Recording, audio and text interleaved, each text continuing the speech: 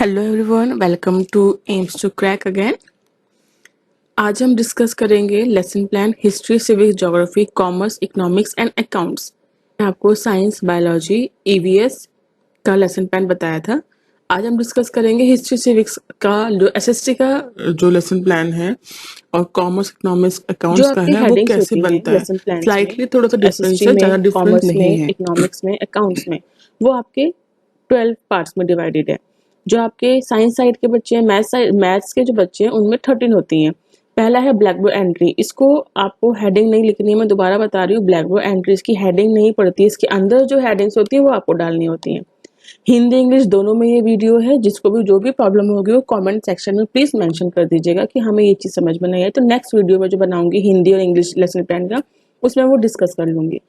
तो आपका जो सेकंड हेडिंग है वो जनरल ऑब्जेक्टिव, हिंदी में बोलते सामान्य उद्देश्य, स्पेसिफिक ऑब्जेक्टिव विशिष्ट उद्देश्य, टीचिंग मटेरियल शिक्षण सामग्री, प्रीवियस नॉलेज पूर्व ज्ञान, इंट्रोडक्टरी क्वेश्चन प्रस्तावना प्रश्न, स्टेटमेंट ऑफ एम्स उद्देश्य कथन, प्रेजेंटेशन प्रस्तुतिकरण, ब्लैक बोर्ड वर्क श्याम पट कार्य, क्लासरूम ऑब्जर्वेशन कक्ष निरीक्षण कार्य बोलते हैं, रिकैपिटुलेटरी क्वेश्चंस पुनरावृत्ति प्रश्न, होमवर्क गृह कार्य। ये आपकी हेडिंग्स है जो आपके एसएसटी, कॉमर्स, अकाउंट्स और इकोनॉमिक्स में होंगी। एज आई मेंशन बिफोर कि आपको ब्लैक बोर्ड एंट्री जो नंबर 1 पे लिखी है, आपको ये हेडिंग नहीं डालनी है। इसके अंदर जो चीजें हैं वो आपको टॉप मोस्ट जो पार्ट होगा आपका लेसन प्लान का उसमें डालना है। जो आपकी पंच शीट होगी सबसे ऊपर ये हेडिंग पड़ेंगी, डेट दिनांक, क्लास कक्षा, सब्जेक्ट सब सब्जेक्ट, प्रकरण, पीरियड, ड्यूरेशन। अच्छा एक बात ध्यान रखिएगा, क्लास के अकॉर्डिंग और बोर्ड के अकॉर्डिंग सीबीएसई, आईसीएसई, यूपी या क्लास 6, 7, 8, 9, 10, 11, 12 इसके हिसाब से आपके सब्जेक्ट सब सब्जेक्ट और टॉपिक सिलेक्ट होते हैं। सब्जेक्ट सब सब्जेक्ट में डिफरेंस होता है, ठीक है। इसमें क्या करना है, सब्जेक्ट होता है आपका 6, 7, 8 में एसएसटी होता है। एसएसटी के अंदर history, civic, geography, political science होता है। तो जब आप 6, 7, 8, 9, 10th में पढ़ाने जा रहे हैं बोर्ड के अकॉर्डिंग टू बोर्ड, तो उसमें आपका अगर सब्जेक्ट एसएसटी है और आप 6, 7, 8 में पढ़ाने जा रहे हैं तो सब सब्जेक्ट में हिस्ट्री, सिविक, ज्योग्राफी आएगा। टॉपिक जो आप उसमें पढ़ा रहे हैं वो आएगा। फॉर सपोज हिस्ट्री पढ़ा रहे हैं, एसएसटी सब्जेक्ट में एसएसटी आएगा। सब सब्जेक्ट में उप विषय, हिंदी में उप विषय होता है, उसमें आप हिस्ट्री डालेंगे। प्रकरण क्या है, फॉर सपोज आप औरंगजेब पढ़ा रहे हैं, उसका जीवन वो आप इसमें डालेंगे। जैसे आपका ज्योग्राफी में आप जो भूगोल है एसएसटी डाला, सामान्य विज्ञान या सामान्य अध्ययन सब सब्जेक्ट में ज्योग्राफी, टॉपिक में आपका आ गया वायु यानी एयर। ऐसे करके आप इसको ध्यान में रखिए। ऐसे ही जब आप 11th 12th में जाएंगे तो उसमें एसएसटी नहीं होता है, कॉमर्स, इकोनॉमिक्स और अकाउंट्स होता है। तो वहां पे उप विषय नहीं आएगा, सब सब्जेक्ट नहीं मेंशन करेंगे। सीधे आप सब्जेक्ट विषय लिखिए, इकोनॉमिक्स, कॉमर्स और अकाउंट्स, और आप टॉपिक लिखिए, उसमें सब सब्जेक्ट नहीं आएगा। इतना आप ध्यान रखिएगा। पीरियड कालांश, ड्यूरेशन अवधि। इसके बाद आता है आपका जनरल ऑब्जेक्टिव सामान्य उद्देश्य। इसमें मैंने लिखा हुआ है और मैं दोबारा आपको बोल रही हूँ, पहले भी बताया था कि जनरल ऑब्जेक्टिव आपके सब्जेक्ट से रिलेटेड होता है। जैसे आपका सब सब्जेक्ट हिस्ट्री है, सिविक्स है, ज्योग्राफी है, सब्जेक्ट आपका इकोनॉमिक्स है, अकाउंट्स है और आपका बिजनेस से जो भी है आपका, उसमें आपको वो चैप्टर आप वो सब्जेक्ट क्यों पढ़ा रहे हैं उसके, देखो हर विषय का एक अपने उद्देश्य होते हैं बच्चों को पढ़ाने के लिए। आपके करिकुलम में कोई भी सब्जेक्ट रखा गया उसके अपने अपने उद्देश्य हैं। जब आपने इससे पहले पेडागोजी पढ़ी होगी, चाहे वो बीएड के बच्चे हों चाहे वो बीएलएड के बच्चे, आपने पेडागोजी इससे पहले पढ़ी हुई है, इसलिए पेडागोजी से परे रखी जाती है कि उसमें ऑब्जेक्टिव दिए होते हैं कि आपका जो भी विषय है आप वो क्यों पढ़ा रहे हैं, उसको डिलीवर करने का क्लास में क्या मतलब है या क्या उद्देश्य है उसके। तो वो सारे आपके जनरल ऑब्जेक्टिव यानी सामान्य उद्देश्य में आते हैं। जो आपका टॉपिक है, टॉपिक हिस्ट्री में औरंगजेब पढ़ा रही हूं मैं, ज्योग्राफी में एयर पढ़ा रही हूं मैं, सिविक्स में डेमोक्रेसी पढ़ा रही हूं मैं, तो मैं वो टॉपिक क्यों पढ़ा रही हूँ, उसको पढ़ाने के पीछे का उद्देश्य क्या है, वो आपका स्पेसिफिक ऑब्जेक्टिव्स में विशिष्ट उद्देश्य में आता है। विशिष्ट उद्देश्य को हम 3 पार्ट्स में डिवाइड करते हैं, कॉग्निटिव, अफेक्टिव, साइकोमोटर। कॉग्निटिव को नॉलेज भी बोलते हैं, अंडरस्टैंडिंग, एप्लीकेशन में। हिंदी में मैं बता रही हूँ तो इंग्लिश में मैं ऑलरेडी डिस्कस कर चुकी हूँ टॉपिक्स। संज्ञानात्मक, ज्ञानात्मक, भावात्मक, बोधात्मक, क्रियात्मक। मैंने ऑप्शंस में लिखा हुआ है आप क्या क्या लिख सकते हैं इनको और क्या क्या हिंदी में बोलते हैं। तो ये 2-3 चीजें हैं, तीनों के अंदर आपको 2-2 पॉइंट्स लिखने हैं। टोटल पॉइंट्स आपके 6 होंगे स्पेसिफिक ऑब्जेक्टिव्स में, 2 पॉइंट्स इन ईच हेडिंग। हर एक हेडिंग्स में आपके दो दो पॉइंट्स होंगे। जो ये दो दो पॉइंट्स होंगे, इसका बेस होगा क्रिया शब्द, एक्शन वर्ब्स।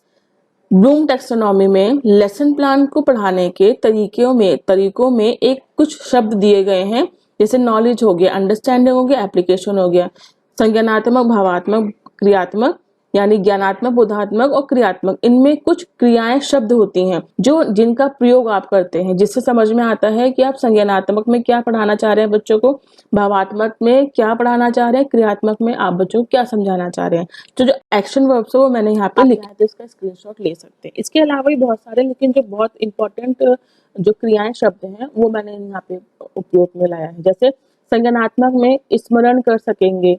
अच्छा, जब आप ऑब्जेक्टिव बनाएंगे तो it should be in futuristic form, वो भविष्य को देखकर और भविष्य के बारे में, जब आप भविष्य के लिए कुछ सोचते हैं तो करेंगे, फ्यूचरिस्टिक वे में होता है, भविष्य काल में जो होता है, जो सेंटेंस में यूज होता है वो यूज होता है।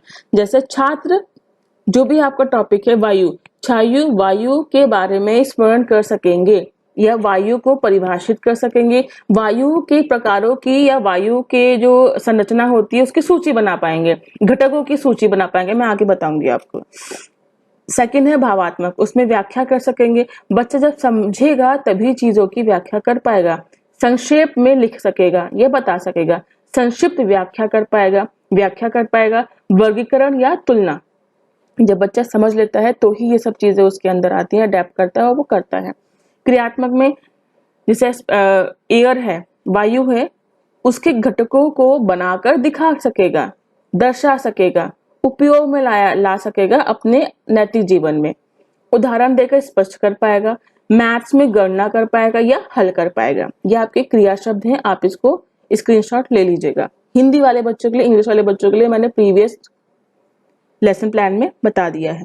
कहा आता है मटेरियल रिक्वायर्ड, सामग्री का उपयोग।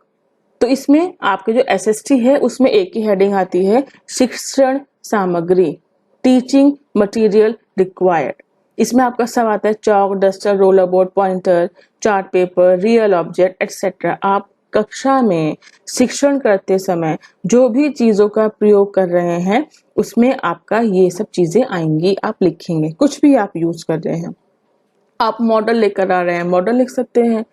आप जो भी क्लास में शिक्षण के लिए लेकर आ रहे हैं वो सारी सामग्री इसमें लिखी जाएंगी। पांचवा है आपका पूर्व ज्ञान, प्रीवियस नॉलेज। आप सिंपल जो भी आप टॉपिक पढ़ा रहे हैं उससे रिलेटेड टर्म्स के बारे में बच्चे पहले से जानते हैं। उसके बाद है इंट्रोडक्टरी क्वेश्चन, प्रस्तावना प्रश्न।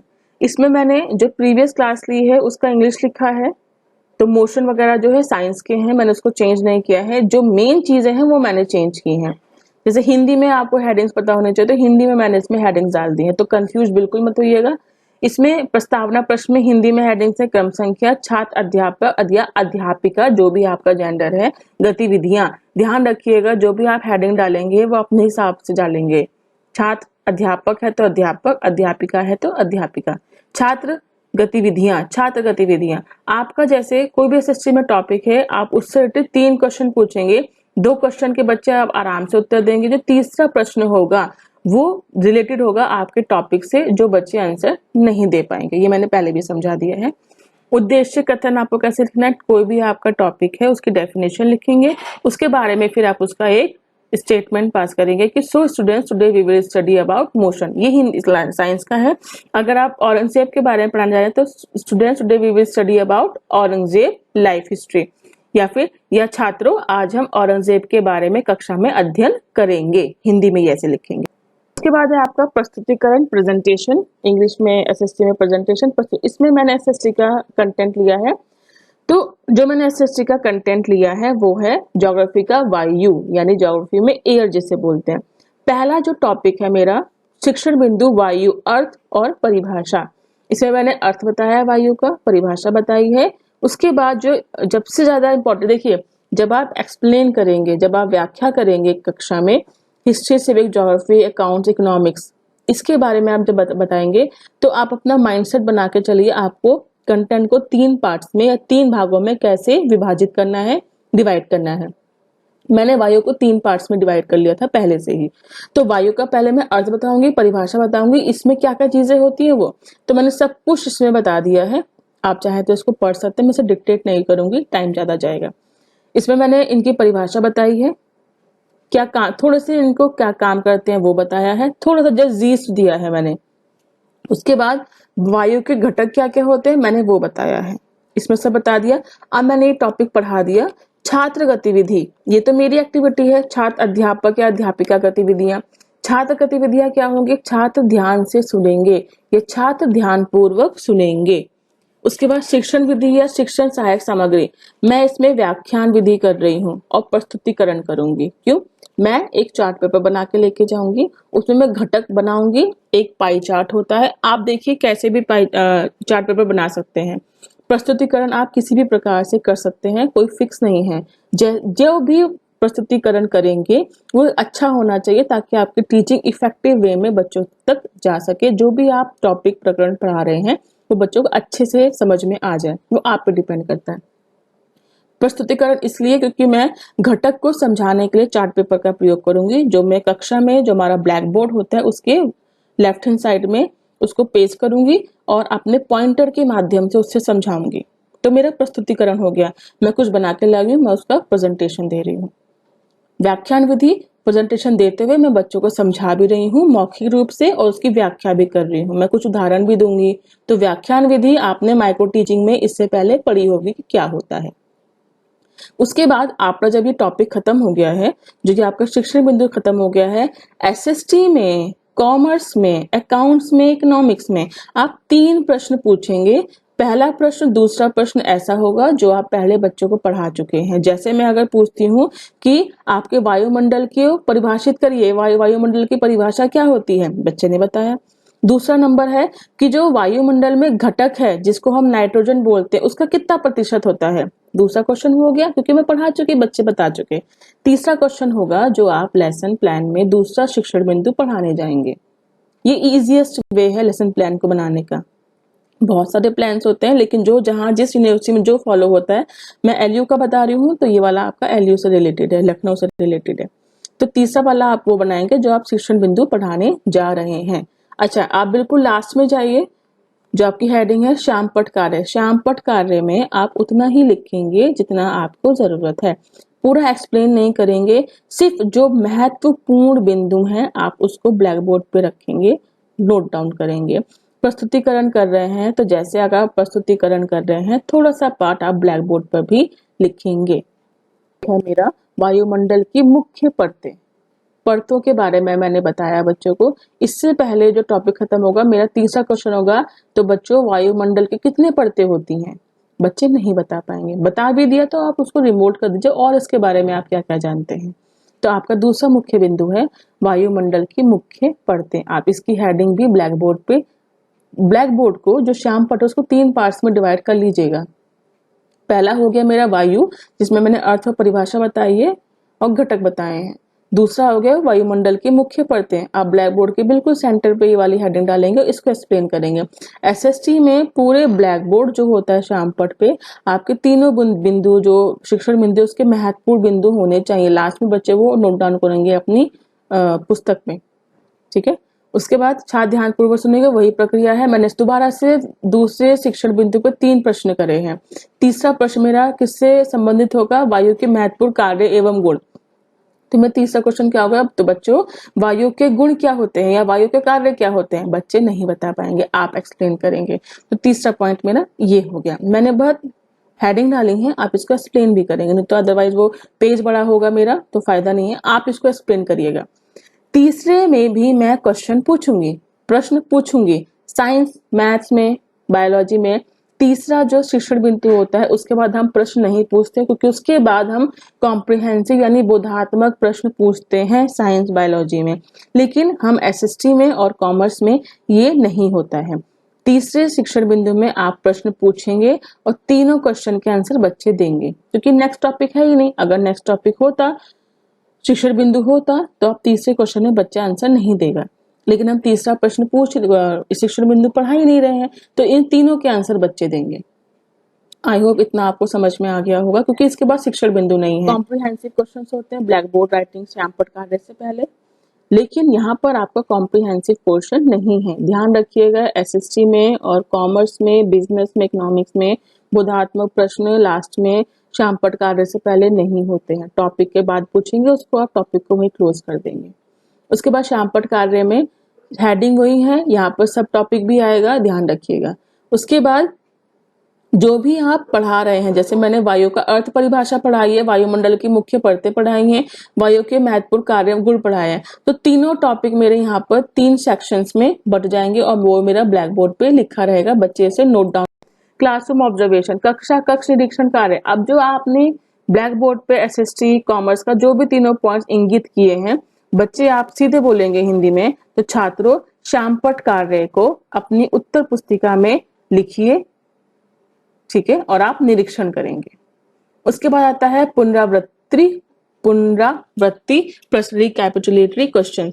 रिक्त स्थान आप 2 फिल इन द ब्लैंक्स दे सकते हैं, सही मिलान करें आप 2-3 मैजिक कॉलम दे सकते हैं, सही गलत व्यय बहुविकल्पिक प्रश्न, एमसीक्यूज और ट्रू एंड फॉल्स। आप इन चारों पोर्शंस में 2 पोर्शन भी दे सकते हैं, 3 पोर्शन भी दे सकते हैं अकॉर्डिंग टू योर टॉपिक। लेकिन पूरे लेसन प्लान में, पूरे पाठ योजना में एक भी प्रश्न, एक भी क्वेश्चन रिपीट नहीं होना चाहिए, ये आप ध्यान रखिएगा, ठीक है। उसके बाद में होमवर्क, गृह कार्य जो होता है वो आपका प्रयोगात्मक पक्ष पर आधारित होना चाहिए, एप्लीकेशन बेस्ड होना चाहिए आपका होमवर्क।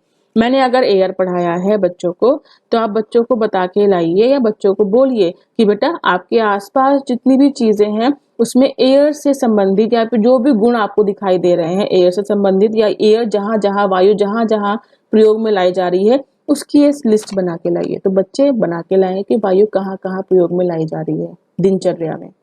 आई होप आपको लेसन प्लान समझ में आया होगा। कुछ अगर समझ में नहीं आया है तो let me know in the comment section. If you like this channel, if you like the content, please like, share and comment and subscribe to my channel for more videos, ताकि आपको नोटिफिकेशन मिलती रहे। Thank you so much and have a nice day.